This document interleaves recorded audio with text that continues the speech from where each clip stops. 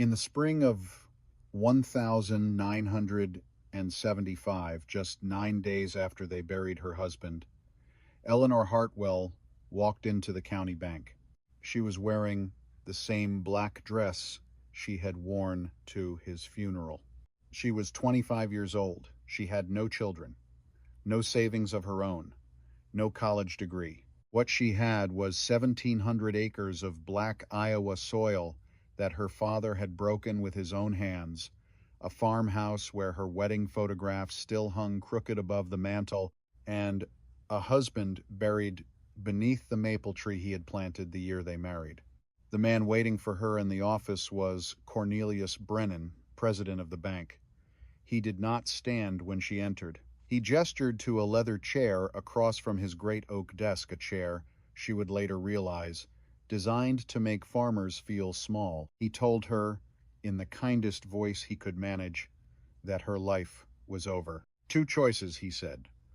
She could sign the papers, walk away a comfortable woman, buy a little house in town. Or she could try to farm alone and fail within 3 years, like every other young widow who had sat in that same chair before her. Eleanor folded her hands in her lap. She did not cry. She did not speak. She thought about her father, dead 3 years now, and the journals he had left behind in the workshop. She thought about a letter she had not yet found.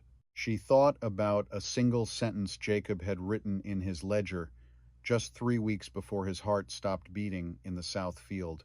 And then, in a voice barely louder than a whisper, Eleanor Hartwell looked Cornelius Brennan in the eye and said one word that would cost her the next 33 years of her life, one word that would make her, in time, a legend in a county that had once written her off as a foolish girl. No, my name is Eleanor Hartwell. I was 25 years old the day they buried my husband, and I will tell you something I have never told anyone before, not even my own granddaughter, who sits beside me now on this porch asking questions I do not know how to answer. I will tell you the truth. The truth is this: when they lowered Jacob into that hole in the ground, I did not cry. Everyone expected me to cry. The women from the church, my sister-in-law, the neighbors who had brought casseroles and pies and pots of soup that were still sitting on my counter, untouched, growing cold. I did not cry, because I could not, because something inside me had gone numb. Not broken, numb. There is a difference. Broken things still feel. Numb things just stop. Pastor Matthias Hartwell, my brother-in-law, stood at the head of the grave. He was 32 years old. He had only been a pastor for 2 years. His voice was shaking. I remember thinking that was strange. He was supposed to be the strong one, the man of God. And here he was, shaking, while I stood dry-eyed in a black dress that did not fit me anymore. I had lost weight, 7 pounds in 9 days. I did not remember eating. The dress had been my mother's. She had been dead 20 years by then. Funny, isn't it? A dead woman's dress on a dead man's wife. I am sorry. I am getting ahead of myself. Let me start again. Let me start with the morning Jacob died. It was April the 14th, a Monday. The kind of spring morning in Iowa where the sun comes up pink and slow and the air still has frost in it and you can smell the earth waking up after the long sleep of winter. Jacob had been up since 4. He always was. He kissed me on the forehead before he left the house, and I remember being annoyed because I had wanted to sleep another hour. That is what I remember, being annoyed. I will carry that with me until the day I die. He went out to the south field. He was going to fix the irrigation pump. It had been giving him trouble for a week. He told me at breakfast the day before that he thought it was just a bearing, a $20 part, a 2-hour job. He never came back for lunch. I waited until 1, then 1:30, then 2. By 2:30 I had walked out to the field with a sandwich wrapped in wax paper and a thermos of coffee, and a feeling in my stomach that I did not yet have a name for. I found him face down in the dirt. His right hand was still holding the wrench. I sat down beside him. I put the sandwich on the ground. I held his hand. The wrench fell out. I held his hand for a long time. I do not know how long. Maybe an hour. Maybe two. The sun moved. The shadow of the maple tree at the edge of the field crept toward us, and then over us, and then past us. And I just sat there, holding the hand of a man who could not hold mine back. The doctor said it was his heart, said it had probably been coming for years, said he likely felt nothing, said it was, all things considered, a peaceful way to go. I have never forgiven that doctor for those words. A peaceful way to go, as if dying alone in a field with no one to say goodbye to is something we should call peaceful. But I did not argue with him. I was 25, he was 60, in 1975. That was the order of things. The old man spoke. The young woman nodded. I learned to stop nodding. But that came later. The funeral was on a Thursday. They buried Jacob under the same maple tree where I had found him, or rather, in the small family plot at the edge of the property, which sat in the shadow of that tree. His grandfather was buried there, his great-grandfather too. The Hartwell name had been in that soil since 1873, 102 years, 5 generations. And now Jacob, the last of his line. Because we had no children, we had been trying for 3 years. 3 years of disappointment. 3 years of doctors telling us to be patient. 3 years of me wondering what was wrong with me. It turns out nothing was wrong with me. We just had not been given enough time. After the funeral, the women came to the house. They brought food. They patted my arm. They told me how strong I was. They told me Jacob was in a better place. They told me everything would be all right. I wanted to scream, because none of it was true. I was not strong. There was no better place. Nothing would be all right. Not ever. Not again. But I did not scream. I poured coffee. I thanked them for coming. I let them hug me. And when the last one left at 9 o'clock that night, I sat down at the kitchen table alone for the first time in 9 days, and I did not move for 3 hours. I did not cry then either. The crying came later. The crying came on a Tuesday afternoon in the workshop when I found something I was not supposed to find. But I am getting ahead of myself again. First, I need to tell you about Cornelius Brennan. Cornelius Brennan was the president of the Mercer County Savings Bank. He was 55 years old in 1975. He had silver hair, perfectly parted, and small round glasses that made his eyes look smaller than they were. He smelled like cigars and bay rum aftershave. His office was on the second floor of the bank building, and it had a window that looked out over Main Street, and it was full of dark wood and thick green carpet and brass lamps with green glass shades. It was, by design, a room meant to make you feel poor. Cornelius Brennan called me 3 days after the funeral, not a week, not a month, 3 days. He said in that low, patient voice that bankers learn at banker school, "Eleanor, my dear, when you're ready, we need to discuss your situation." My situation, that was the word he used. As if my husband's death was a situation, as if Jacob's body in the cold earth was a line item on a balance sheet. I told him I would come on Monday, 9 days after Jacob died. 9 days. I did not know why I picked 9 days. Maybe because I needed every one of them. I wore the black dress, the one that had been my mother's, the one that did not fit me anymore. I drove the truck, Jacob's old truck, a 1968 Chevrolet with a transmission that ground when you shifted into second. The seat was too far back for me. I had to sit on the very edge to reach the pedals. I had never driven that truck alone before. I parked on Main Street. I walked into the bank. The teller, Margaret Coombs, who had known me since I was 7 years old, looked up and tried to smile. The smile did not work. She said, "Oh, Ellie, honey," and then she did not say anything else, because what is there to say? I climbed the stairs to the second floor. Cornelius Brennan was waiting for me. He did not stand when I entered. That is the first thing I want you to understand. He did not stand. In 1975, a gentleman stood when a lady entered a room. Even if the lady was 25 and the gentleman was the bank president, you stood. It was simple courtesy. He did not stand. He gestured to the leather chair across from his desk. I sat down. The chair was too big for me. My feet barely touched the floor. He had designed it that way, I think. Not for me specifically. For all of us. All the farmers, all the widows, all the people who came into that office hoping for mercy and left with nothing but a 30-year note. He opened a folder. He did not need to open the folder. He knew the numbers. Every banker in that county knew every number of every family. They were not just bankers. They were the priests of a different religion. And the religion was debt. He said, "Eleanor." I said nothing. He said, "Jacob was a good man." I said nothing. He said, 1,700 acres, that's a two-person operation at minimum.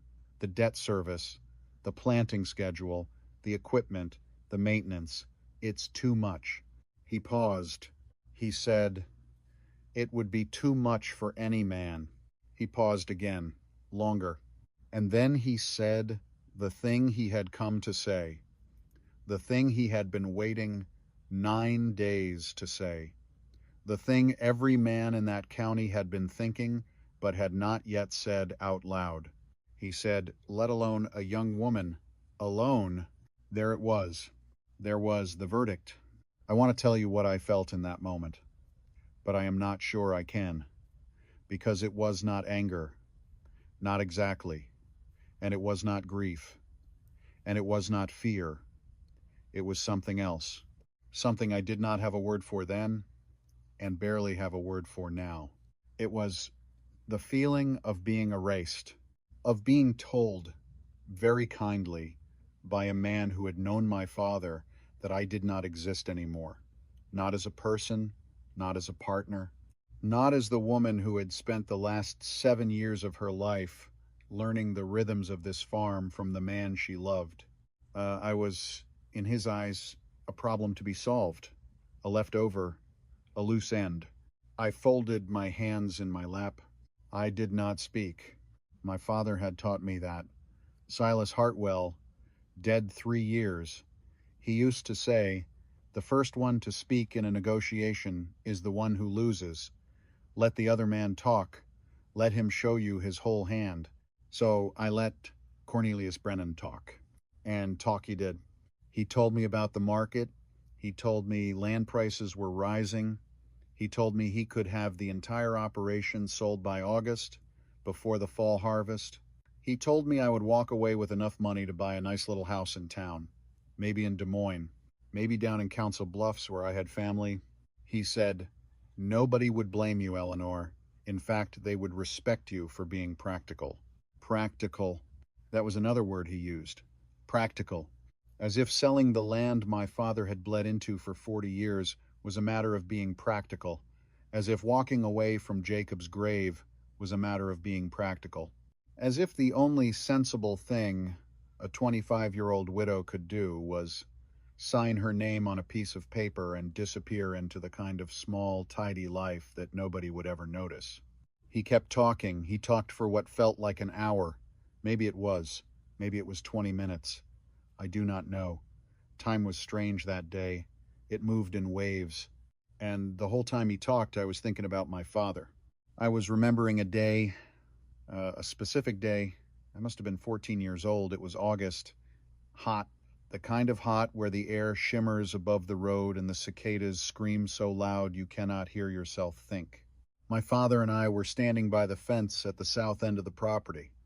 We were watching the McAllister farm. The McAllisters lived a quarter mile to the west.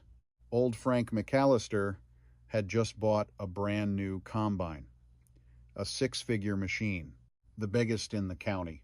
We could see it moving across his field, shining green and yellow in the afternoon sun, like something out of a dream. I had said, "Daddy, it's beautiful." And my father had stood there a long time, quiet, watching that machine. Then he had said, "Eleanor, that man is not farming his land anymore. The bank is. He's just the hired hand." I had not understood. I had said, "But Daddy, it's his combine." And my father had shaken his head, slowly, sadly.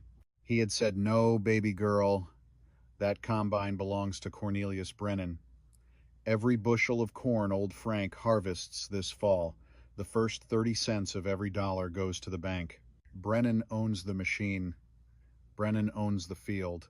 Brennan owns Frank's time, and Frank's worry, and Frank's sleep. Debt is a phantom farmer. It works your land and takes the best part of your harvest, and it never breaks a sweat." I had not said anything. He had said, "Promise me, Eleanor, whatever happens, don't sign anything you don't have to sign. Don't borrow what you don't have to borrow. A man who owes nothing answers to nobody but God and the weather. That's a kind of freedom most people will never know." I had promised. I was 14 years old.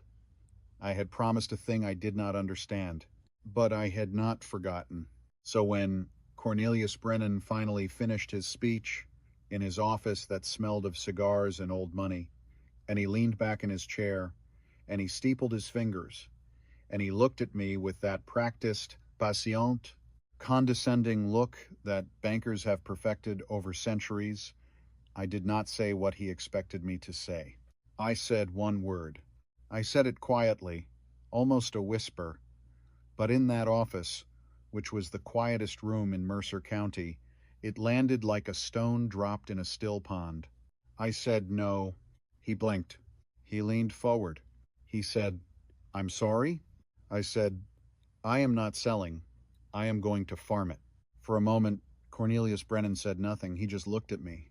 I could see him recalculating, adjusting, trying to figure out what kind of grief I was in, whether this was hysteria, whether I needed a sedative, whether he should call my brother-in-law the pastor and have me brought home. Then he laughed. He actually laughed. It was a small laugh, a kind laugh, the kind of laugh a grown man gives a child who has just announced she is going to grow up to be a princess. He said, "Eleanor, my dear, you don't understand." I said, "I understand perfectly." He said, "Honey, there have been 6 other young widows in that chair. 6. In 25 years. All of them said exactly what you just said, and all of them came back within 3 years, begging me to sell. By that time, the land was worth half what it had been worth on the day they sat where you're sitting, and every single one of them lost everything." He leaned back. He said, "I am trying to spare you that." I stood up. I am 5'4". He was over 6 feet, even sitting. But I stood up, and in that moment, I felt taller than him. I do not know how to explain it. I just did. I said, "Mr. Brennan, thank you for your time." I said, "But my husband and I built this farm to last, and I intend to see that it does." He did not stand. He did not offer his hand. He just watched me. His face had changed. The kindness was gone. The patience was gone. What was left was something colder, something I did not have a word for then. I have a word for it now. It was the look of a man who has just been told no by someone he did not believe could say no. I walked out of that office. I walked down the stairs. I walked past Margaret Coombs, who was still trying to smile and still not quite managing it. I walked out into the spring sunshine on Main Street. I got into Jacob's truck. I sat behind the wheel for a long time, and then finally, I cried. I cried for an hour, maybe longer. I cried until I could not breathe. I cried until my eyes were swollen shut. I cried until there was nothing left, because I had just made a promise to a man who had been dead for 3 years, and to a man who had been dead for 9 days, and to a piece of land that did not yet know me as its master. And I had no idea in the world how I was going to keep it. That night, I went to the workshop. The workshop was my father's. It had been Jacob's too in the last 7 years. It sat behind the main barn, a small wooden building with a tin roof and a potbelly stove and one bare bulb hanging from the ceiling. It smelled like motor oil and old wood and the sweet metal smell of bearings packed in grease. I had not been inside since the funeral. I turned on the light. Everything was exactly as Jacob had left it. His tools hung on the pegboard, each one in its place, traced in black marker so you would know where to put it back. His work apron hung on the nail by the door. There was a coffee cup on the workbench, half full. The coffee had skinned over and dried into a brown ring at the bottom. I picked up the cup, I held it, and then I saw it. On the workbench, open, pages weighted down with a small wrench. It was Jacob's ledger. Jacob kept a ledger the way my father had kept one. Every farmer of that generation did. Rainfall, plantings, repairs, costs, the whole record of a year, written in pencil, in a steady square hand. But the page that was open was not a record. It was a list. At the top, in Jacob's handwriting, were the words, "Things to do, 1975 to 1980, and below that, a list.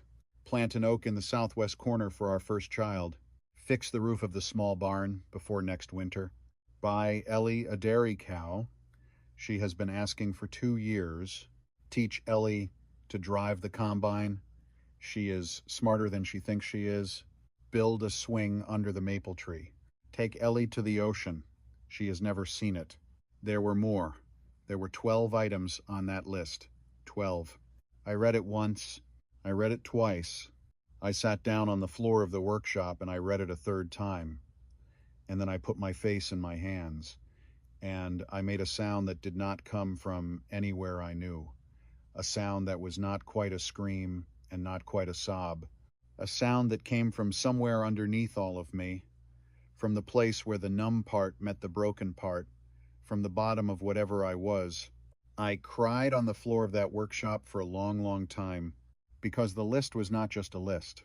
It was a future where we had a child, a future where we built a swing, a future where I learned to drive the combine, a future where my husband took me to the ocean because he knew I had never seen it, because he had been listening all those years when I had said, half laughing, that maybe one day we would go. He had been listening. He had been planning, and then his heart had stopped in the south field on a Monday morning in April, and the future on that page had died with him. But here is the thing. Here is the thing I want you to understand. When I finally stopped crying, when I finally lifted my head and wiped my eyes on the sleeve of my black dress, I read the list one more time, slowly, word by word, and I saw something I had not seen before. I saw that the list was a will. Not a legal will, not the kind a lawyer writes, a different kind of will. The kind a man writes when he loves his life and his wife and his land, and he is making plans and he has no idea that his time is shorter than he thinks. It was a will of intentions. And every single thing on that list, every single one of those 12 things, was something I could still do. Maybe not the child, maybe not the swing, but the rest, the roof, the dairy cow, the combine, the oak tree in the southwest corner, the ocean. I could still see the ocean. I sat there in the workshop with the ledger on my knees, and I made a decision. I did not say it out loud. I did not need to. It was already done by the time I knew I had decided. I was going to do everything on that list. I was going to finish the future Jacob had started, and I was going to do it without 1 penny of Cornelius Brennan's money. I did not know then how hard it would be. I did not know about the storm of 1978. I did not know about the dairy cow that would save my life.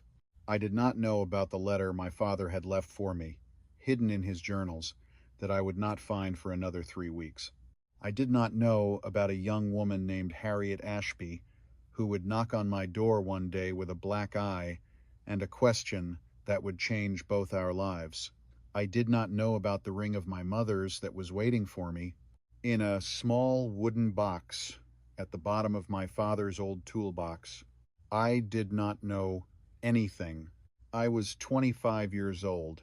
I had buried my husband 9 days before.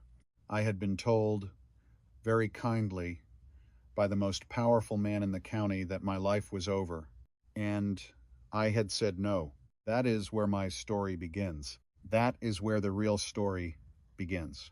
The rest of what I am going to tell you, the years, the storms, the long, quiet war between me and the bank and the gossip and the men who looked at me like I was a child playing a game, all of it comes from that night, from the workshop, from the list, from the coffee cup with the brown ring at the bottom, from the moment a 25-year-old widow sat on the floor of a wooden building in the middle of 1,700 acres of Iowa soil and decided she was not going anywhere. The next morning, I woke up before the sun.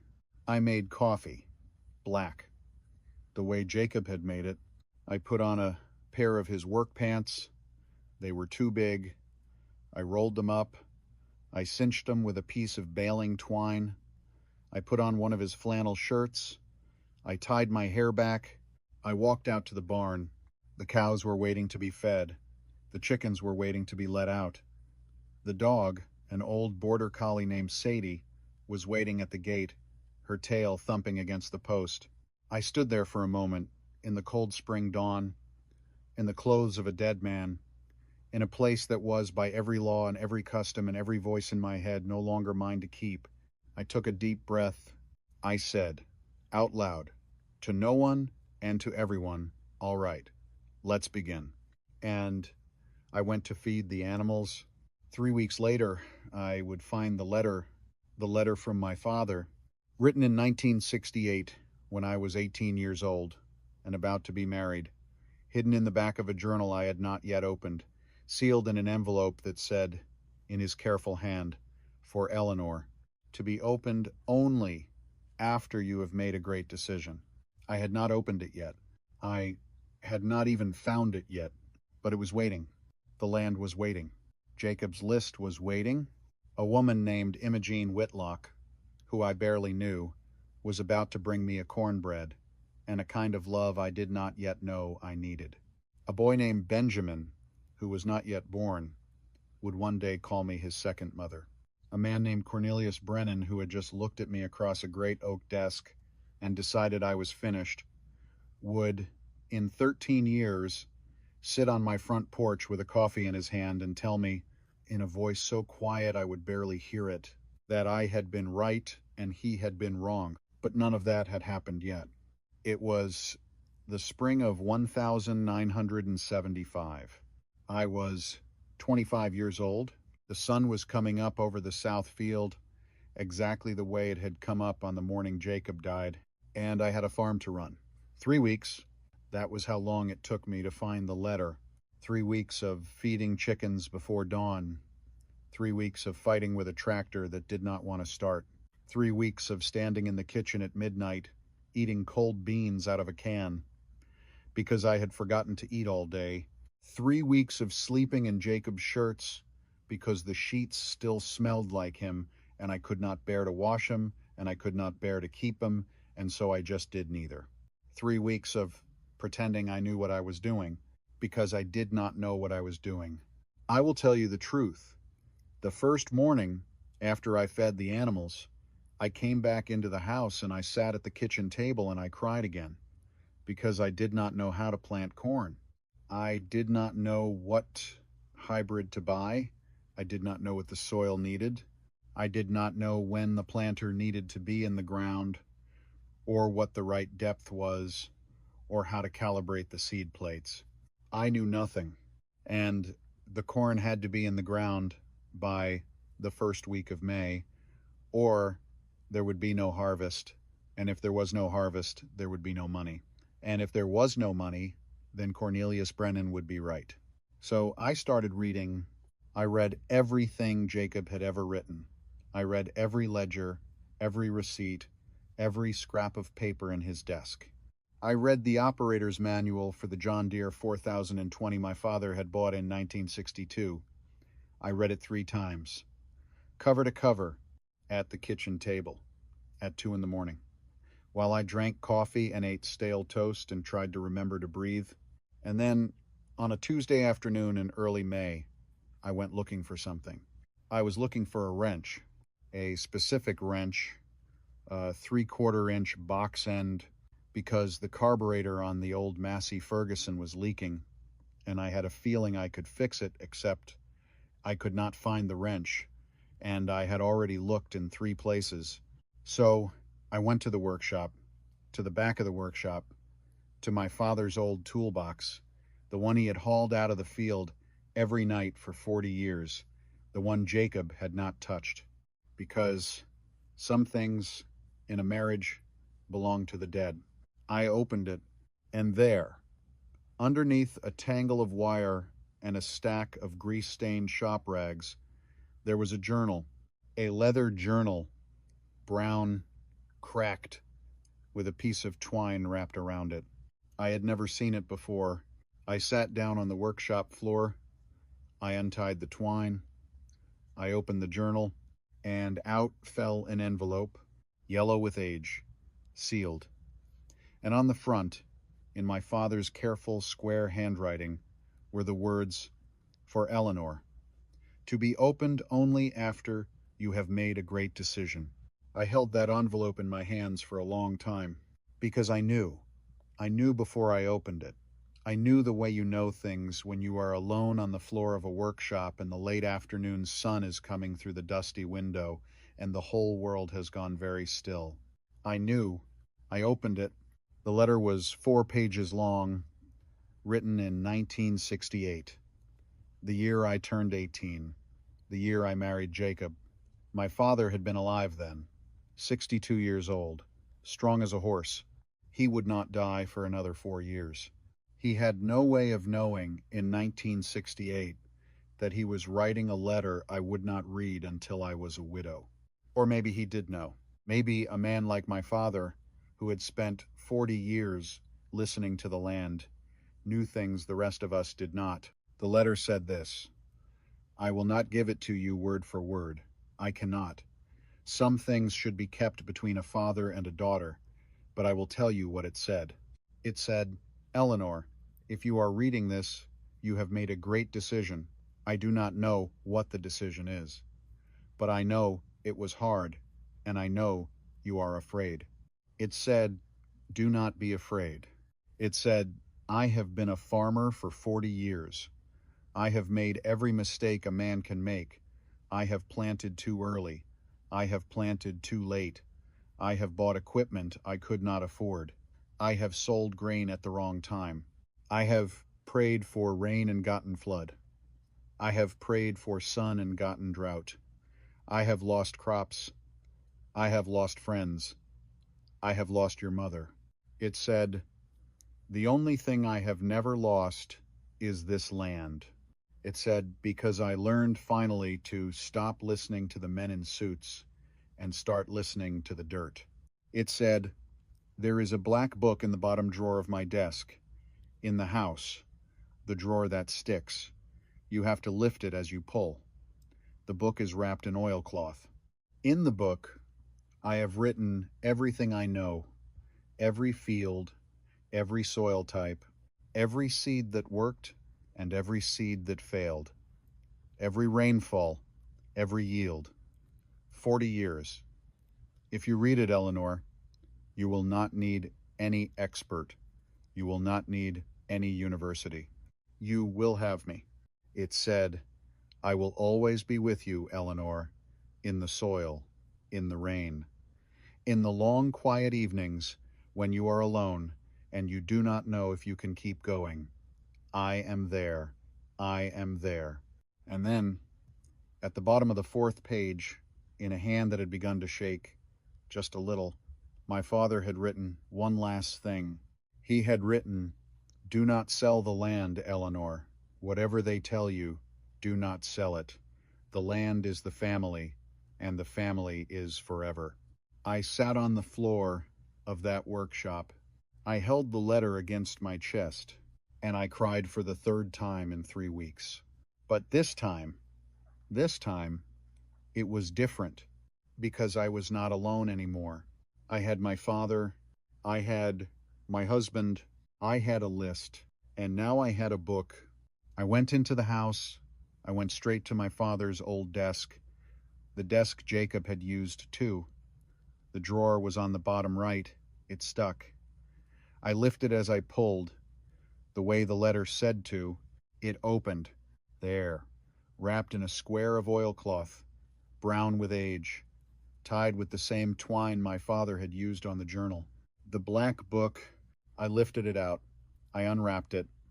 I sat down in my father's chair, the one with the cracked leather seat that he had refused to replace because he said cracked leather had character, and I opened the book. And there, in the first hour of reading, on page after page of small, square, careful handwriting, I learned more about the soil of my own farm than I had learned in 25 years of living on it. That black book changed everything. Now let me tell you about Imogene. Imogene Whitlock was 65 years old in the spring of 1975. She had lived 3/4 of a mile down the gravel road from us for as long as I could remember. 80 acres. A small white farmhouse with green shutters, a barn that needed paint, a garden in the back that produced more tomatoes every summer than one woman could possibly eat. She had been a widow since 1951. Her husband, Bobby Whitlock, had died in Korea. He had been 28 years old. She had been 23. She had been 6 months pregnant. The baby had been born 2 months later and had lived for 8 days. 8 days. Imogene had buried her son in the same plot as her husband, and she had never remarried, and she had farmed those 80 acres alone for 24 years.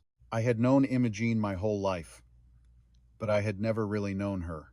She was just the quiet woman down the road, the one who waved when you drove past, the one who brought a basket of tomatoes to the church every August. She came to my house in the second week of May. It was a Thursday, about 4 in the afternoon. I was in the south field, walking the rows, looking at the corn that had just come up, the little green spikes pushing through the soil. I had planted that corn myself, with the help of Jacob's ledger and my father's black book, and against every prediction in the county, I had gotten it in the ground on the 2nd of May, right on time. I saw her coming up the lane in her old blue Buick, slow, careful, the way old people drive on gravel. I walked back to the house. She was already out of the car when I got there. She was holding a square pan covered in tinfoil. She was small, smaller than I remembered. She had silver hair pinned up in a bun, and a faded blue dress, and a cardigan, and the kind of practical brown shoes that women of her generation wore. She did not smile when she saw me. She did not say, "I am so sorry for your loss." She did not say Jacob was a good man. She did not say any of the things people had been saying for a month. She said, "I brought cornbread." I said, "Thank you." She said, "I made it with buttermilk, like my mother taught me." I said, "Thank you." She said, "May I come inside?" I said, "Yes." We went into the kitchen. She put the cornbread on the table. She sat down. She did not take off her cardigan. She folded her hands in her lap. She said, "Eleanor, I am going to say something to you, and then I am going to leave, and you do not have to say anything back." I sat down across from her. She said, "When Bobby died in 1951, the bank president then was a man named Hollis Whitfield, Cornelius Brennan's predecessor. He sat me down in that same office, in a chair just like the one you sat in, and he told me that a woman could not run a farm." She paused. She said, "I told him no." I did not say anything. She said, I have been telling him no in one way or another for 24 years. He is dead now. The bank presidents change. The chair stays the same. She paused again. She said, I should have come to see you sooner. I should have come the day Jacob died. I am sorry I did not. I have been thinking about you, but I have been telling myself it was not my business. And I have been telling myself that for 3 weeks. And this morning I woke up and I said, Imogene, that is the kind of cowardly thinking that has kept this country small. So I made cornbread, and I came. I started to cry. I did not want to cry. I had cried enough, but I could not help it. She did not move to comfort me. She did not pat my hand. She did not tell me everything would be all right. She just sat there, watching me, steady. When I had finished crying, she said, Eleanor, there are 3 things you need to know, and then I will go. I nodded. She said, First, you are not as alone as you think you are. There are women in this county who have buried husbands and kept farms. We do not advertise, but we are here, and we are watching. And we will help, if you ask, she said. Second, the men will laugh at you for about 3 years, some of them longer. Do not waste your breath answering them. Do your work. The work answers them better than your mouth ever could. She said, Third, there will come a night, maybe 2 years from now, maybe 5, a night when something will break and there will be no money to fix it, and you will be alone in the dark, and you will think you cannot do this anymore. On that night, you will want to call Cornelius Brennan and tell him you give up. She leaned forward just a little. Her eyes were very pale blue, like the sky in November. She said, On that night, Eleanor, you call me. She took a small piece of paper out of her cardigan pocket. She slid it across the table. On it, in her handwriting, was a phone number. She said, Day or night, even if I am asleep. You call me. I have been waiting on that call for 24 years. I have wanted all this time for there to be another woman in this county who would understand what I understand. So you do not get to deprive me of that, Eleanor. Do you hear me? You call.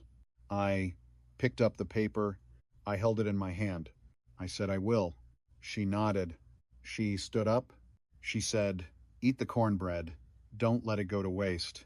And she walked out of my kitchen and down the porch steps and got into her old blue Buick and drove slow and careful back down the gravel road the way she had come. I sat at the table for a long time. Then I cut a piece of cornbread. It was the best cornbread I have ever had in my life. And every Thursday afternoon for the next 22 years, until the morning Imogene Whitlock died in her sleep at the age of 87, she came to my house, or I went to hers. Sometimes she brought cornbread. Sometimes I brought a pie. Sometimes we just sat on her porch and watched the sun go down over her north pasture. But that first Thursday changed something in me, because I understood for the first time that I was not the first woman to sit in that chair, and I would not be the last. The years began to pass. 1,975 became 1,976. 1,976 became 1,977. The corn came up, the corn came down, the corn came up again. I learned to drive the combine. I learned to fix the carburetor. I learned to read the sky. I learned to recognize the smell of a thunderstorm 2 hours before it arrived. I made mistakes. Lord, did I make mistakes. I planted soybeans in a field that should have had alfalfa. I let a calf die in the cold because I did not check the barn at 3 in the morning the way I should have. I overpaid for fertilizer because I did not know how to negotiate. I undersold a load of corn because I did not know how to read the futures market. Every mistake cost me money. Every mistake cost me sleep. But I did not borrow, not $1. I paid for my seed in cash. I paid for my fuel in cash. I paid the property taxes in cash in October every year on the day they were due. I patched the old combine. I patched the old tractor. I patched the roof of the small barn with shingles I bought used from a man 2 counties over. And slowly, something began to happen. The soil began to change. I cannot explain it scientifically. I am not a scientist, but I did what my father's black book told me to do. I planted cover crops in the fall, rye and clover, while the rest of the county left the ground black and bare. I rotated my crops the way my father had rotated them, on a schedule he had worked out over 40 years. I cut my chemical fertilizer in half, then in half again. I let the cattle into certain fields in the winter. I did all the old things, the slow things, the things the university said were wasteful. And by the spring of 1977, when I knelt down in the south field and ran a handful of soil through my fingers, it was different. It was darker. It was looser. It smelled like something, like life. I cried that day too, but it was a quieter cry, the cry of a woman who had been wrong about a lot of things and had finally been right about one. Now I need to tell you about Gideon Ashby. Gideon Ashby was 42 years old in 1977. He lived a mile to the north. He had a wife named Harriet who was 38 and a son named Benjamin who was 8. Gideon was a big man, 6'2", 220 pounds. Loud voice, big hands, the kind of man who came into a room and filled it. He drove a brand new Lincoln Continental, cream-colored, with white leather seats. He had bought it in 1976 when grain prices had been high and when Cornelius Brennan had told him, in that same office, that he should expand, that the future was big, that the future was leveraged. Gideon had borrowed $800,000 in 1976. He had bought a new John Deere combine. He had bought 400 acres of land. He had bought Harriet the Lincoln. In the spring of 1977, he came to my house. I was in the kitchen, canning tomatoes. Imogene was with me. We had spent the afternoon picking from her garden. We were laughing about something, I forget what. We had a record on the player, Patsy Cline. We were singing along, both of us badly, and Imogene was laughing so hard she had to sit down. There was a knock at the screen door. Gideon was standing on the porch. I had not invited him. I had never spoken to him longer than 5 minutes in my life. He had nodded at me at church. He had nodded at me at the co-op. But we were not friends. We were not even neighbors in any real sense.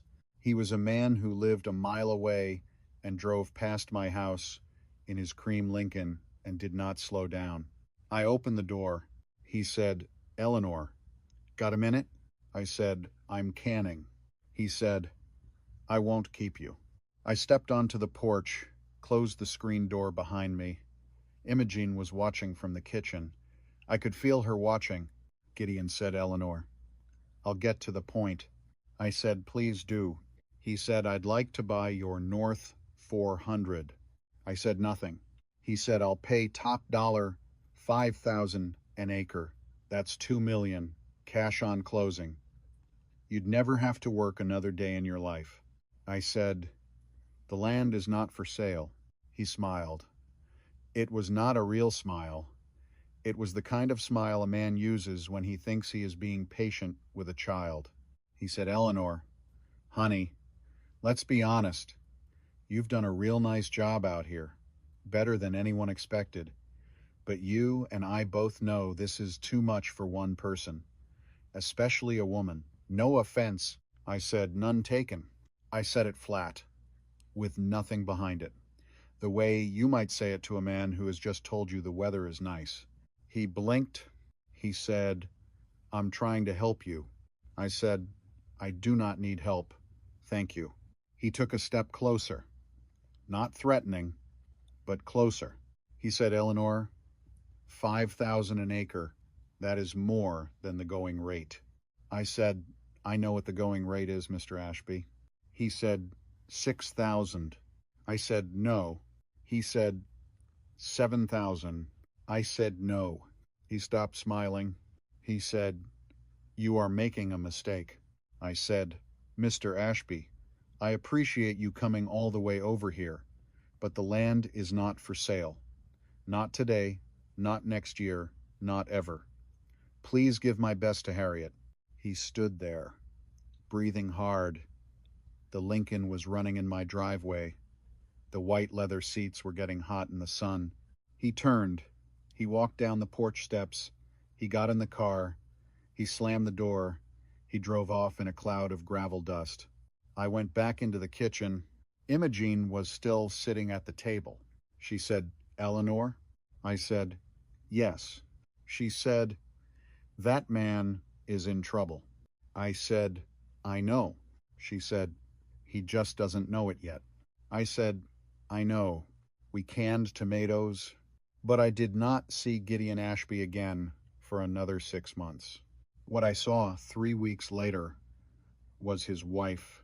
Harriet Ashby came to my front door on a Sunday afternoon in October. She was holding a basket of apples. From her orchard, she said. She had too many. She wondered if I would take some. It was, both of us knew, a lie. She did not have too many apples. She had brought 8 apples in a basket that could hold 40. The apples were an excuse. The apples were a way to come up the lane without her husband knowing why. I invited her inside. She sat at the kitchen table. She would not take off her coat.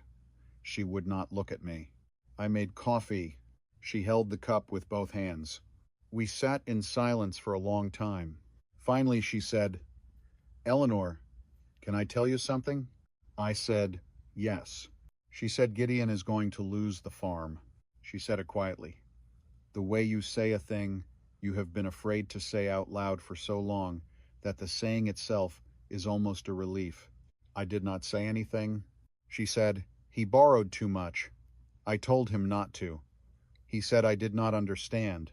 He said I was a woman, and women did not understand finance. He bought the combine. He bought the land.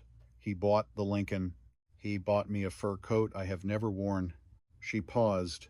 She said, the note comes due in 1980. He thinks grain prices will keep going up. Everyone thinks grain prices will keep going up. But I read the paper, Eleanor. I read the paper every morning. And there is a man in Washington named Volcker. And he is talking about interest rates. She looked up at me. For the first time, she said, Eleanor, you said no. You said no to Cornelius Brennan, and to my husband, and to everyone. How did you do that? How did you have the nerve? I did not know what to say. So I said the truest thing I knew. I said, Harriet, I did not have nerve. I had nothing left to lose. There is a difference. She nodded. She drank her coffee. She stayed for 2 hours. When she left, she did not take the basket. I think she did not want to explain to Gideon where she had been. Or maybe she just wanted me to keep the apples. But every Thursday after that, every Thursday when Gideon went into town for the Farm Bureau meeting, Harriet came to my house. She brought Benjamin sometimes, the little boy, 8 years old, with brown hair and serious eyes. He liked the chickens. He liked the dog. He liked me. He started calling me Aunt Ellie. The first time he said it, I had to leave the room because I had wanted to be aunt to a child. I had wanted to be a mother to a child. And the universe had not given me either of those things. And then this little boy, this brown-haired, serious boy whose father had just tried to buy my land, had walked into my kitchen and called me aunt. I cried in the pantry for 10 minutes. Then I came back out and asked him if he wanted another cookie. The years rolled forward. 1,977 became 1,978. I have to tell you now about the night the belt broke. It was October the 15th, a Tuesday. The harvest was late that year. The summer had been wet.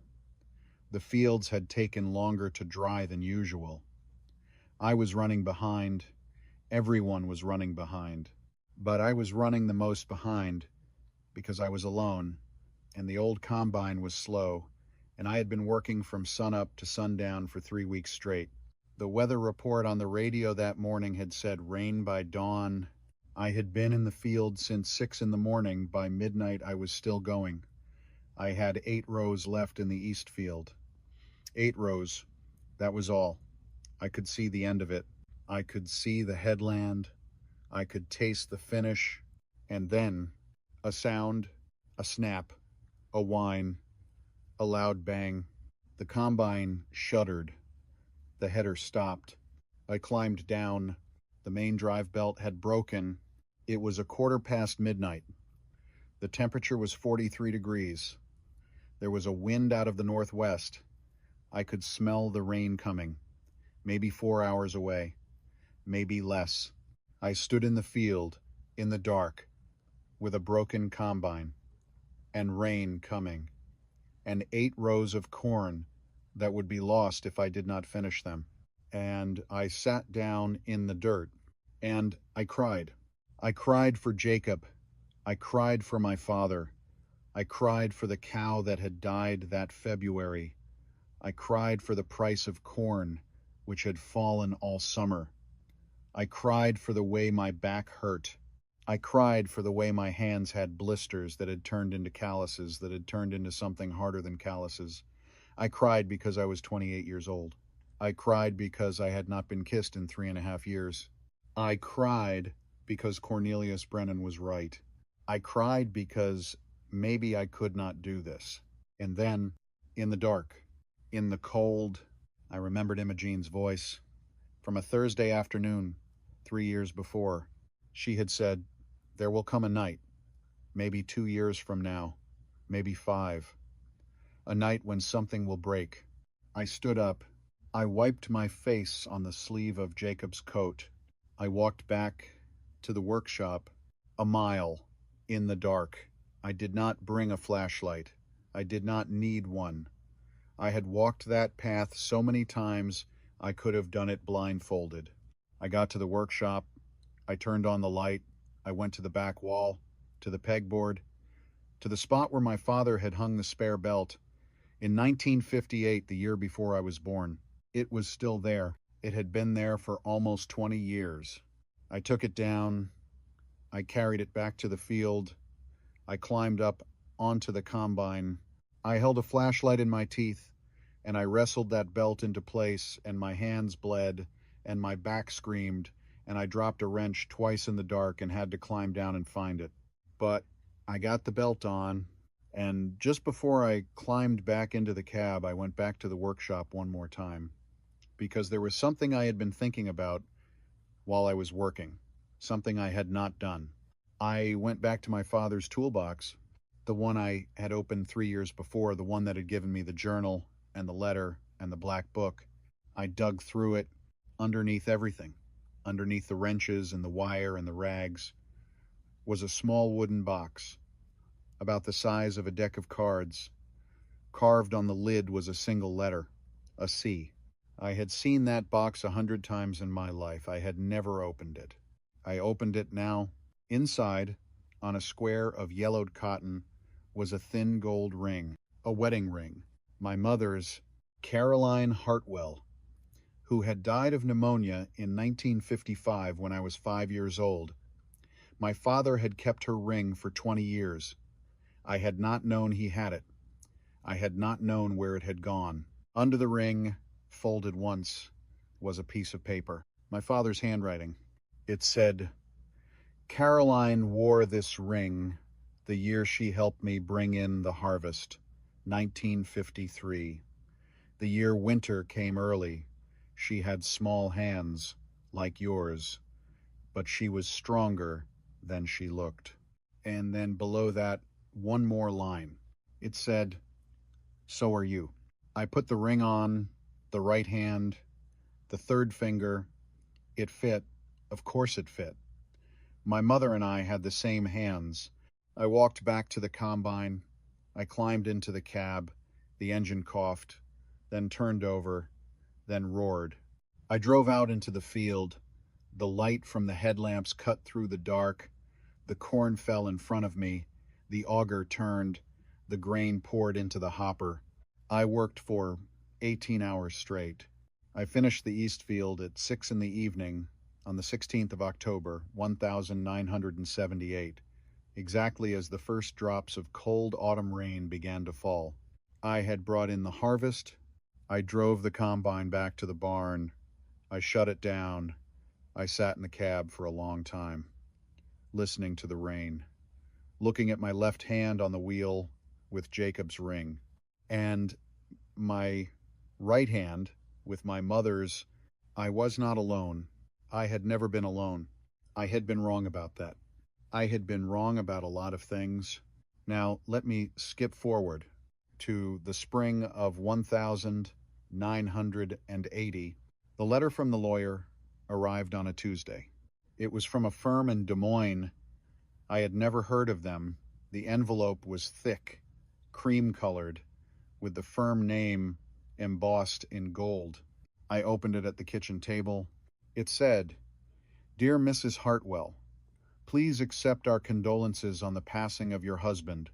We represent the estate of your late father, Silas Hartwell, deceased. In accordance with instructions left by Mr. Hartwell in 1972, a trust was established with our firm in the amount of $18,000. The terms of the trust were as follows. The funds were to be held until the 1st of January 1980. After that date, the funds were to be dispersed to you, Eleanor Hartwell, provided that you were still in possession of the family land.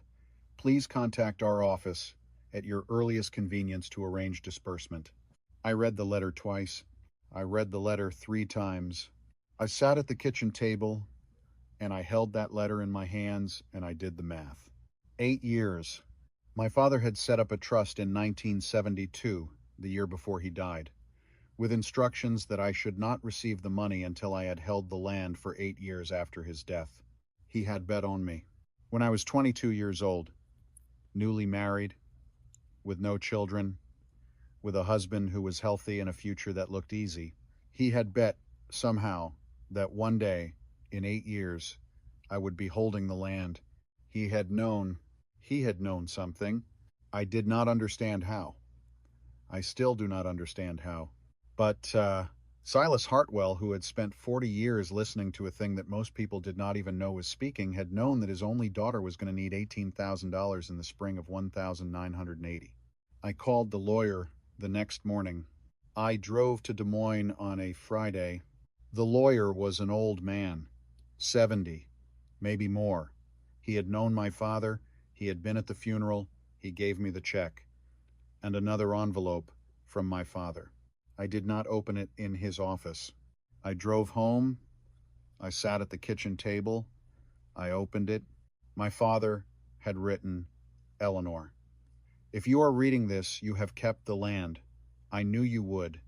I do not know what hard things you have done to keep it, but I want you to use this money for something. Not for a new tractor, not for new land. Use it for something slow, something the bank will never approve of, something that takes 10 years to show its value." I knew exactly what he meant.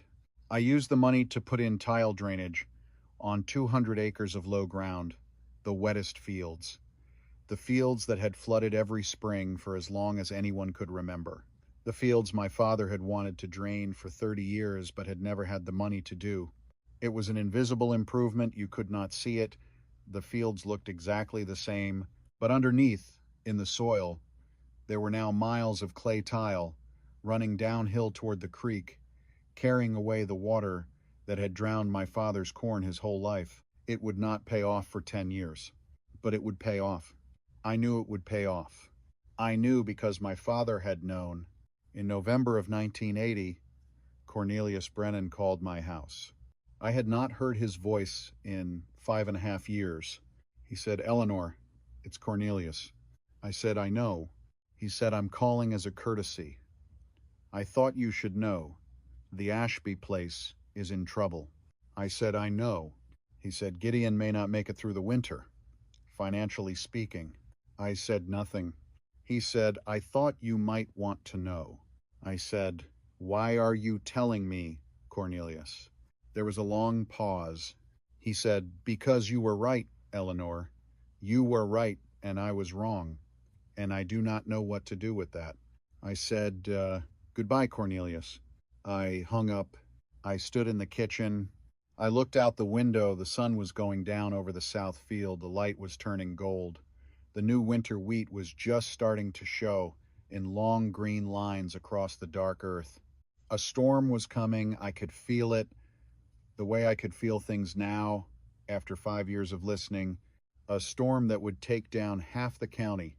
A storm that Imogene had warned me about, that Harriet had read about in the paper, that Volker, the man in Washington, had set in motion, that Cornelius Brennan finally was beginning to understand.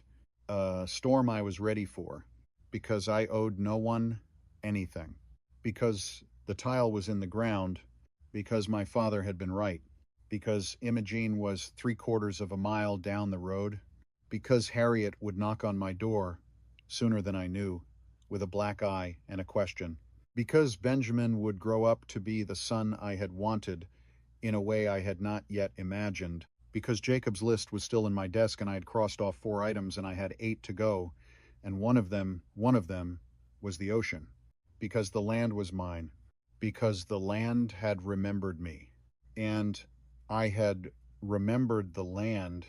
I turned away from the window. I lit the lamp on the kitchen table. I made coffee, and I waited for the storm. The storm came in the fall of 1981. Not a weather storm, the other kind, the kind that does not show up on the radio. It came slow at first, then all at once, the way they all do. In June, corn was $3.50 a bushel. By October, it was $1.80. Interest rates had climbed to 21.5%. President Carter had cut off grain sales to the Soviet Union the year before, and the markets had never recovered. And the farmers, Lord have mercy. The farmers were drowning. The auction notices began to appear on the bulletin board at the post office. 1, then 2, then 5, then 15. The Carlisle place, the Hennessy farm, the old Donnelly homestead. Names I had grown up hearing, names that had been on the land for 100 years, names that were being erased one by one.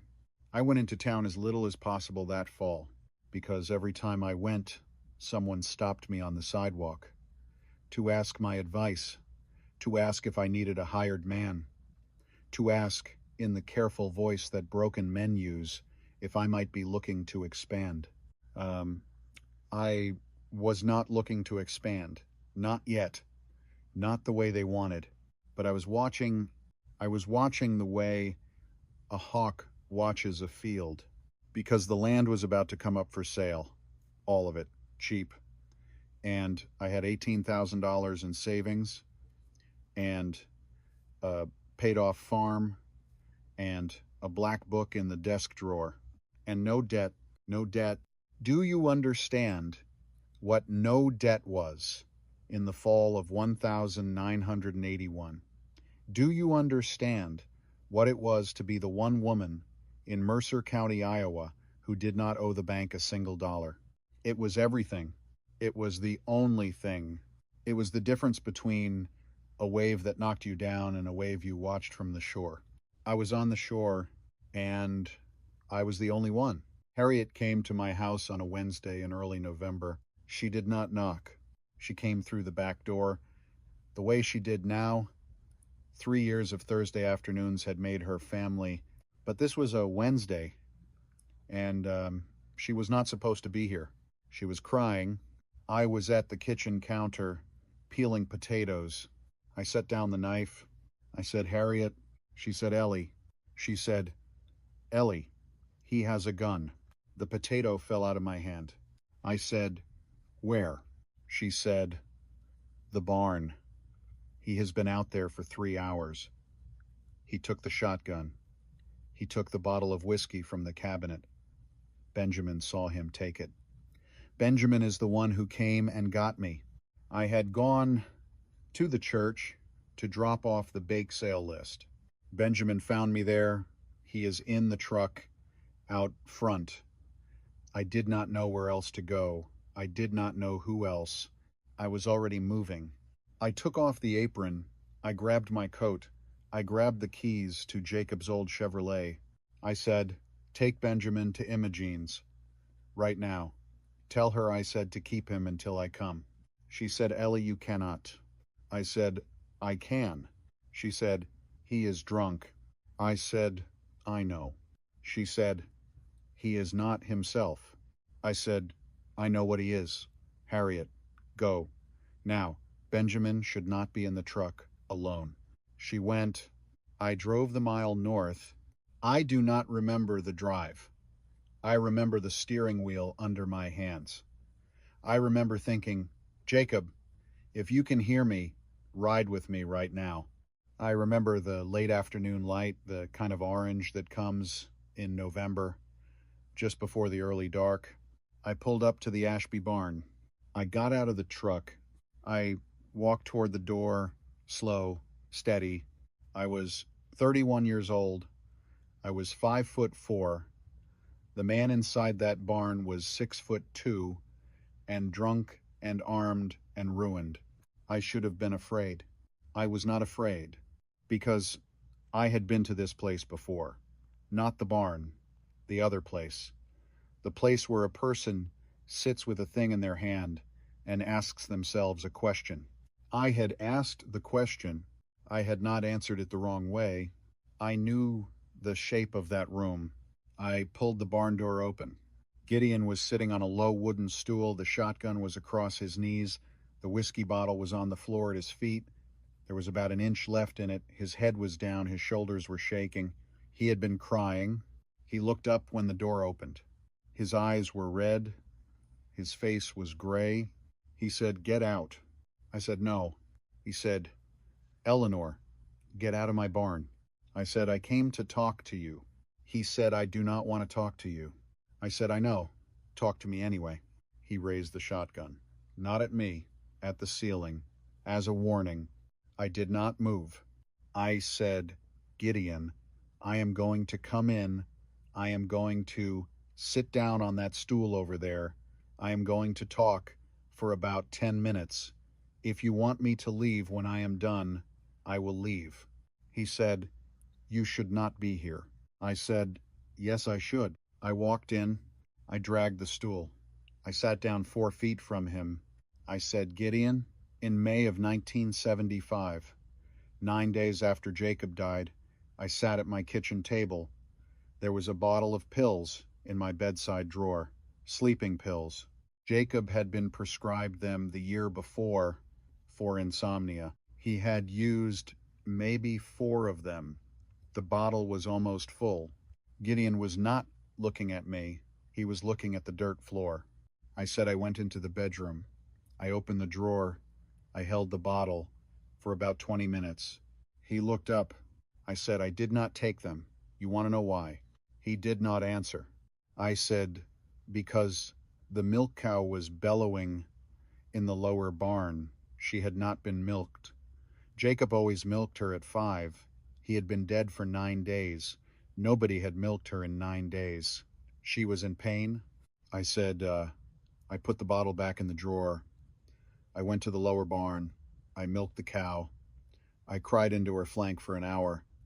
And then I came back to the house and I made coffee and I went on living. Because of a cow, I leaned forward. I said, "Gideon, you have a cow." He said, "What?" I said, "You have a cow. Her name is Benjamin. He is 12 years old. He is sitting in a pickup truck outside the church. Right now, Harriet is taking him to Imogene's, so that he will not be home when you do whatever you have come out here to do." He flinched. I said, "If you do this, Gideon, if you pull that trigger, then in 25 years your son will be sitting in this same barn with the same gun, because that is how it works." Pain travels from a father to a son, to a son. You do not get to choose to end it for yourself. You only get to choose to pass it on. He said, I cannot do this anymore. I said, I know. He said, I owe the bank $1.8 million. I said, I know. He said, Harriet hates me. I said, Harriet loves you. She is terrified. There is a difference. He said, I lost everything. I said, you lost money. That is not everything. He said, it is to me. I said, then I am sorry, Gideon. I am sorry that money is everything to you, because it should not be, and because if it is, then nobody can help you. Not me, not Harriet, not Benjamin, nobody. He started crying again. He set the shotgun on the floor. I picked it up. I broke it open. I took out the 2 shells. I put them in my coat pocket. I leaned the gun against the wall behind me. I said, Gideon, I have a proposal for you. He said, what? I said, there is a small house on my property, 3 rooms, a kitchen, a back porch. My father built it in 1955 for the hired man. It has been empty for 10 years. It has a leak in the roof and a stove that does not work, but the well is good and the wiring is sound. He said, what? I said, you and Harriet and Benjamin will move into that house on Friday, next Friday. You will sign over what is left of your land to the bank because there is nothing else you can do about that. But you will keep your house here. You can rent it. Or your mother can live in it. I do not care. That is your business. I said, on Monday morning, after you move in, you will start working for me. $200 a month, plus the house, plus all the milk and eggs and beef you can eat. That is not a lot of money, but it is enough. He stared at me. He said, why?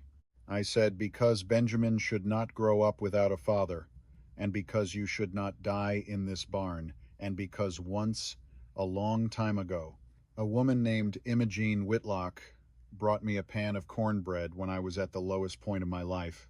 And she did not lecture me. She did not tell me what I had done wrong. She just brought me cornbread and said, you call me. So now I am calling on you, Gideon. I am calling on you to live. And if you cannot do it for yourself, do it for Benjamin. And if you cannot do it for Benjamin, do it for me. Because I have been the woman in the barn. And I do not want to go to your funeral. And I do not want Harriet to have to bury you. And I do not want Benjamin to grow up the way I grew up without a father. He put his face in his hands. He cried. He cried for a long time. I sat on the stool across from him, and I let him. Outside, the November light was going. The barn was getting dark. When he had finally stopped, he looked up. He said, Eleanor, I have to tell you something. I said, okay.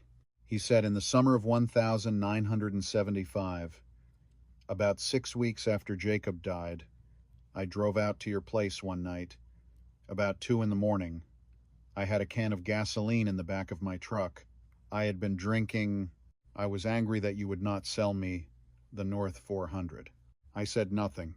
He said, I was going to burn down your seed barn. I said, I know. He looked up. He said, what? I said, I know, Gideon, Imogene told me. She saw your truck on the road that night. She drove out behind you. She did not know what you were going to do. She was just worried. She parked at the bottom of my lane. And she sat there with a flashlight on the dashboard so you would see it and know somebody was watching. I said, you stopped. You turned around. You drove home. I have known for 6 years. I never told you. I did not see the point. He stared at me. He said, why are you doing this for me? After what I almost did. I said, because forgiveness is not for you, Gideon. It is for me. I do not want to carry that around anymore, so I am setting it down, and I am offering you a job. I stood up. I picked up the shotgun. I said, come on. Harriet is at Imogene's. She is scared. Benjamin is scared. Let's go. He stood up. He stumbled. I caught him by the elbow. I walked him out of the barn. I drove him home. We picked up Harriet and Benjamin from Imogene's at 9 o'clock that night. Harriet did not ask any questions. She did not need to. Imogene had already poured her 3 cups of tea. Benjamin had fallen asleep on the couch with Imogene's quilt over him. I carried Benjamin out to the truck. He weighed 30 pounds more than I remembered. He was 12 years old. He was not a little boy anymore. He woke up halfway home. He blinked at me. He said, "Aunt Ellie." I said, "Yes." He said, "Is Dad okay?" I said, "He is going to be." He said, "Are you sure?" I said, "Yes, I am sure." He went back to sleep. The Ashbys moved into the hired man's house on a Friday in November of 1981. They lived there for the next 31 years. Gideon never drank again. I am not saying he was a saint. He was not. He had bad days. He had hard months. There was a winter in 1984 when he barely spoke. But he showed up to the barn every morning at 5. He milked the cows. He fixed the equipment. He did the work. He became the best farmhand I ever had. In 1986, when Benjamin turned 17, Gideon walked over to my kitchen on a Sunday afternoon. He sat down at the table. He put his hands flat on the wood. He said, "Eleanor." I said, "Gideon." He said, "I have been working for you for 5 years. I said, "I know." He said, "I would like to start paying you rent on the house." I said, "No." He said, "Eleanor." I said, "No, Gideon. The deal was, the house came with the job, the deal is the deal." He sat there for a minute. Then he said, "Then I am giving you a raise. I am paying myself $50 less a month starting in January. I will not take a no on this one. Do not argue with me." I laughed. I said, "Gideon Ashby, you are the most stubborn man I have ever known." He said, "I learned from the best." He meant me. I cried a little. He did not see. He had already turned to go. The fall of 1983 came. The grain market had begun to recover slightly. The interest rates had begun to fall, but the damage was done. The farms were gone. The auctions had emptied out half the county.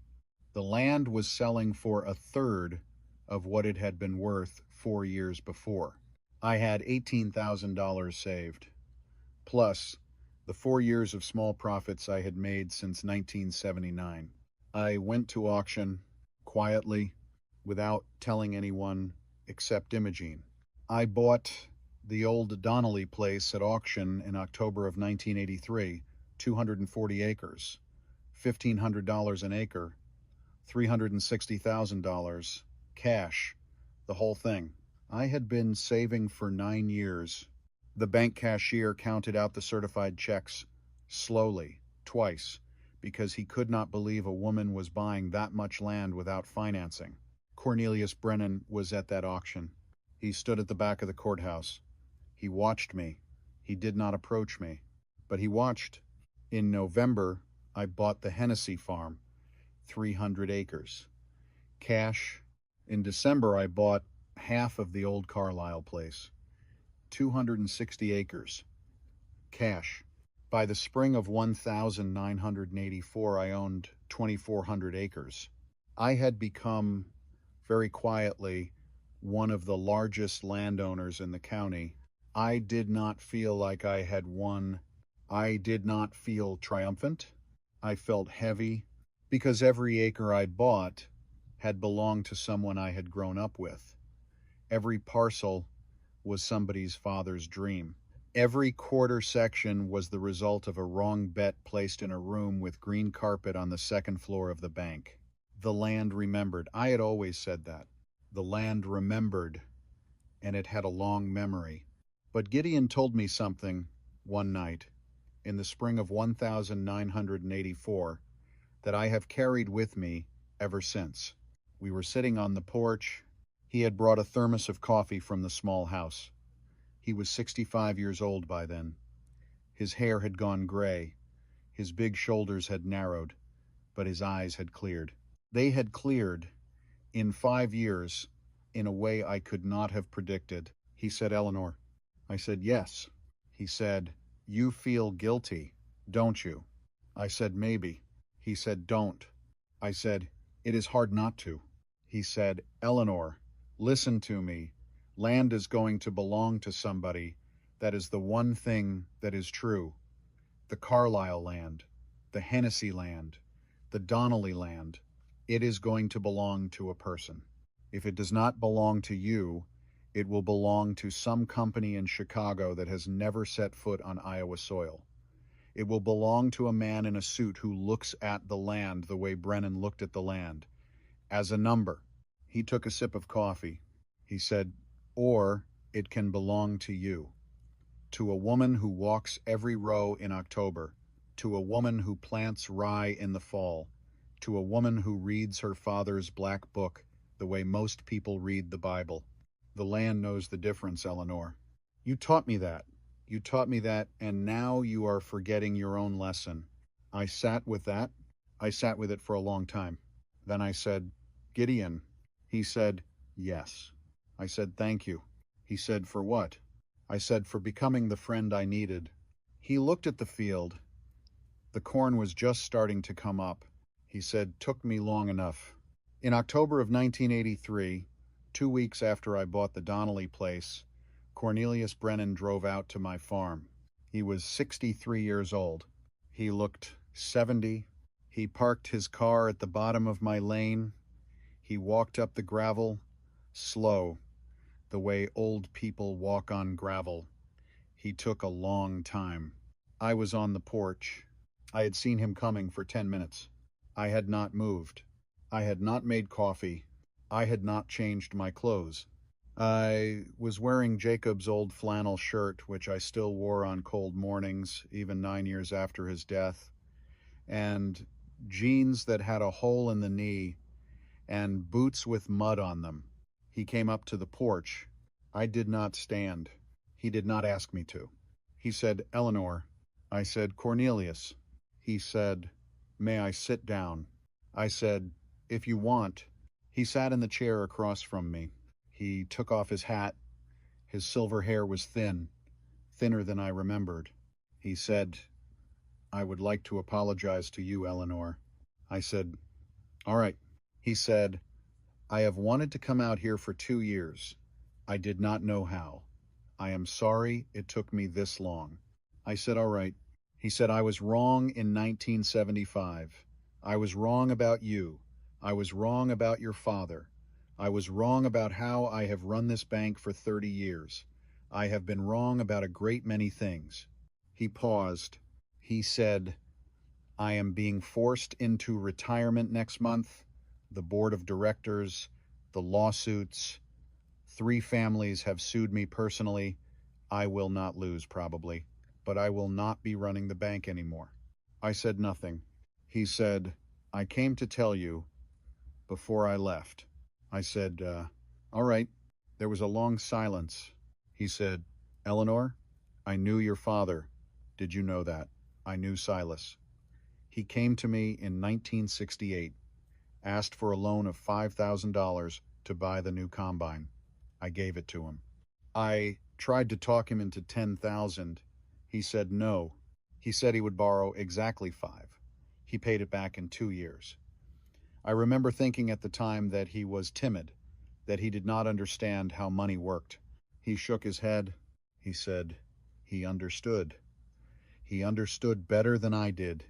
He just did not want what I wanted. And I confused his peace with my own ignorance. Do you understand what I am saying, Eleanor?" I said, "I think so." He said, "I would like, before I die, to tell you that you are your father's daughter, and that he would be very proud of you, and that I was very wrong about you in this office in May of 1975, and that I have not stopped thinking about it. Not in 8 years, not really." I sat there.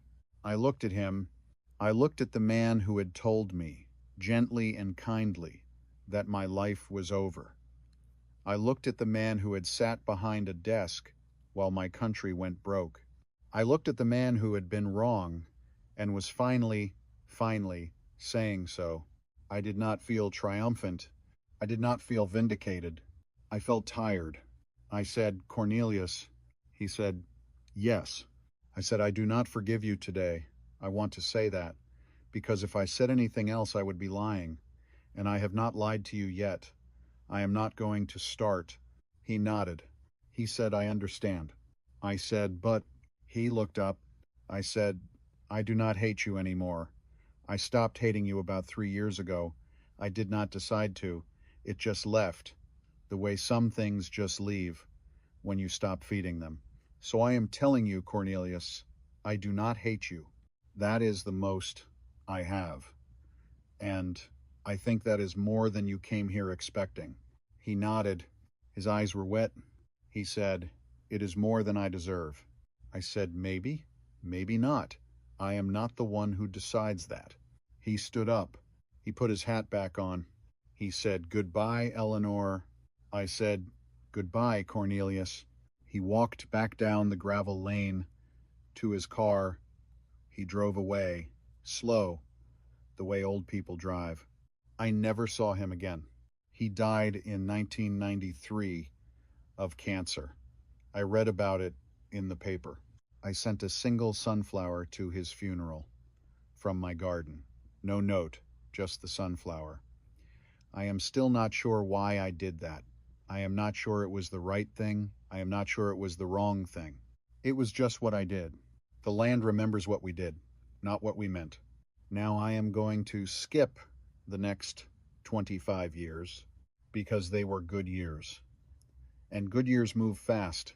I will tell you only this. Benjamin Ashby grew up. He went to Iowa State. He came home with a degree in sustainable agriculture and a wife named Lillian, who was a third-grade teacher with red hair and a laugh like a bell. They moved into a new house that Gideon and I built for them on the southwest corner of the property, under the oak tree that I had planted in 1975, the oak that Jacob had wanted to plant for our first child. Their daughter was born in 1998. They named her Adeline, after Lillian's grandmother, Adeline Hartwell Ashby. When I held that baby for the first time in the hospital in Des Moines, I did not cry. I had cried too much in this life already. But I sat in a hard plastic chair with this small new person in my arms, and I felt something I had not felt in 23 years. I felt like a mother, not by blood. Blood is not the only thing. Blood is not even the main thing. I felt like a mother because Benjamin came into the hospital room and he saw me holding her and he said, "Mom, she likes you." He had been calling me Mom since he was 19 years old. I had never asked him to. He just started one day. His own mother, Harriet, did not mind. She had told me years before, when she and Gideon and I were sitting on her porch one summer evening, that she had 2 children now, her son and me. She said it with no smile. She said it like a fact, the way you would say the sun is in the sky. Imogene lived to be 87. She died in her sleep in November of 1997. I found her in the morning when I went over to bring her the Sunday paper. She was in her chair by the window, the quilt across her lap, her cup of coffee, half finished, on the side table, a book in her hand. She had been reading. She had looked, when I walked in, like a woman who had simply decided she was done. I sat with her for an hour before I called anyone. I told her, out loud, in that quiet room, what she had meant to me. I do not believe in ghosts, exactly, but I believe that some things linger, and I believe that Imogene heard me. I believe that she had been waiting in her chair for that goodbye, the way she had been waiting back in 1975 for me to make the phone call she had been waiting for 24 years. She left her 80 acres to me.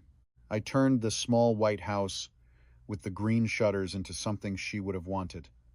A retreat for young widows, 3 at a time, 3 months at a time.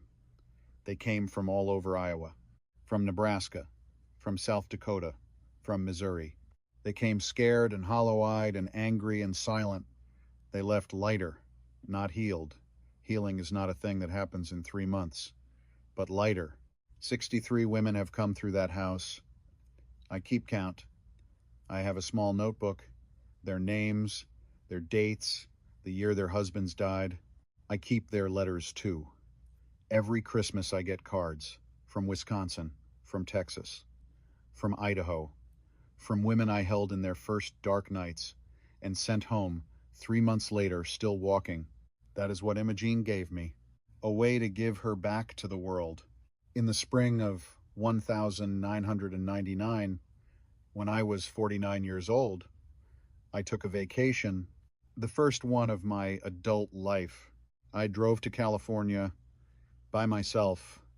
I took 2 weeks. I went to the ocean. I want you to understand what that meant. 24 years before, on the floor of a workshop, I had read a list written by my husband, a list of 12 things. Plant an oak, fix the barn, buy a dairy cow, teach Ellie to drive the combine, build a swing, take Ellie to the ocean. I had crossed off the others, slowly, year by year. The oak was 40 feet tall now. The barn had a new roof. The dairy cow was the great-granddaughter of the dairy cow Jacob had bought. The combine I had learned to drive in 1976 was sitting in the equipment shed, retired but kept. The swing was under the maple tree. Benjamin had used it when he was small. Adeline used it now. But I had not gone to the ocean for 24 years because I had been afraid. Not of the ocean, of what it meant. Because as long as I had not been to the ocean, the list was still alive. There was still something Jacob had wanted me to do that I had not yet done. And as long as there was, Jacob was still here, still ahead of me, still pulling me forward. If I crossed it off, the list would be done, and Jacob would, in some small way, finally be gone. I had not been able to bear that. But in the spring of 1999, I was 49. I had been a widow longer than I had been a wife. And I understood, finally, that Jacob was not going anywhere. He was not in the list. He was in the soil. He was in the oak. He was in the swing. He was in everything I had ever done since the day his heart stopped beating in the South Field. He was not waiting for me to finish the list. He had finished it the moment he made it. So I drove to California. I took 2 weeks. I stood on a beach in Monterey at sunrise. I had been driving since 4 in the morning. I had not slept much. The sand was cold under my feet. The Pacific was gray and huge and old. I waded out, up to my knees. The water was freezing. I laughed. I am not a woman who laughs easily, but I laughed. I said, out loud, to no one and to everyone, Jacob, I made it. A gull cried. The waves came. I stood there for a long time. When I drove home to Iowa 2 weeks later, I crossed off the last item on the list with a pencil in the workshop by the light of the same bare bulb that had been hanging from the ceiling since 1947. The list was complete. I tore the page out. I folded it once. I went out to the maple tree where Jacob is buried.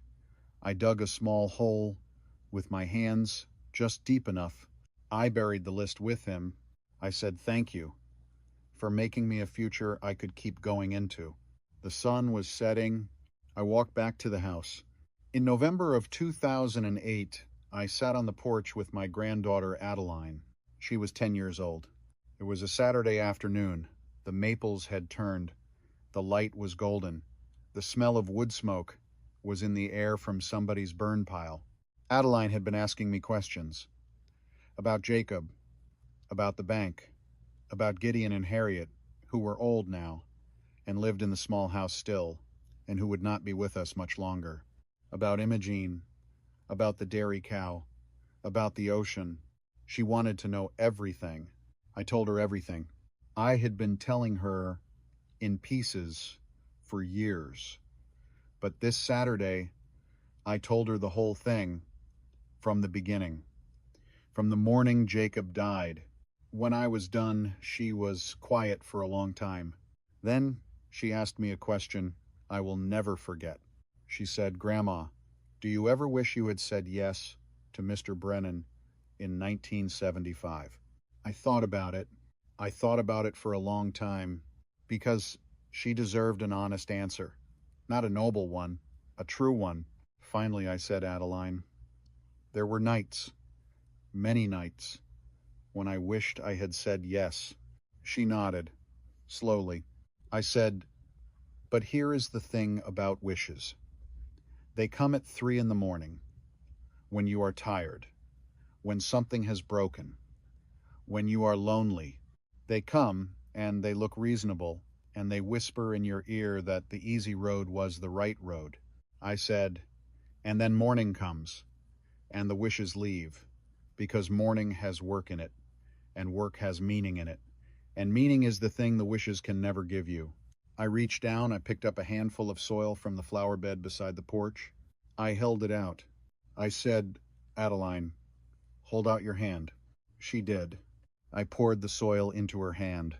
Slow, black, rich, dark soil. The soil my grandfather had broken, that my father had built, that I had kept. I said, "This soil is the answer to your question. This soil is what I would have lost if I had said yes." She looked at it. She said, "Grandma, was it worth it?" I closed my eyes. I thought about Jacob in the field, the wrench in his hand. I thought about my father's letter for Eleanor to be opened only after you have made a great decision. I thought about Imogene on a Thursday afternoon with a pan of cornbread. I thought about Harriet in my kitchen with a basket of apples. I thought about Gideon in a barn with a shotgun in his lap. I thought about Benjamin, who had become my son. I thought about a beach in California. I thought about a maple tree. I thought about an oak tree. I thought about a black book in a bottom drawer. I thought about a ring on my right hand. I thought about a wedding ring on my left hand. I thought about every single morning for 33 years when I had walked out into the dawn and said, "All right, let's begin." I opened my eyes. I looked at my granddaughter. I said, "Adeline, yes, it was worth it." She closed her small fingers around the soil. She nodded. She did not understand. Not yet. She would not. For years. But she would. One day, she would. And when she did, I would be in the soil too. And I would still be saying it. Yes. Yes. Yes. It was worth it. The land remembers. The land always remembers. The land remembers every morning I walked out before the sun, every night I cried in a workshop, every Thursday afternoon of cornbread, every Christmas card from a widow in Wisconsin, every handful of seed, every blister, every prayer, every single one of the 33 years. The land remembers, and the land. The land has remembered me back. That is the whole story. That is the only story. A woman said no in a leather chair in 1975 and built a life out of that one word. Thank you for sitting with me on this porch. Thank you for listening. Adeline, honey, the light is going. Help your grandmother up. We have animals to feed. We have, as we have always had, work to do.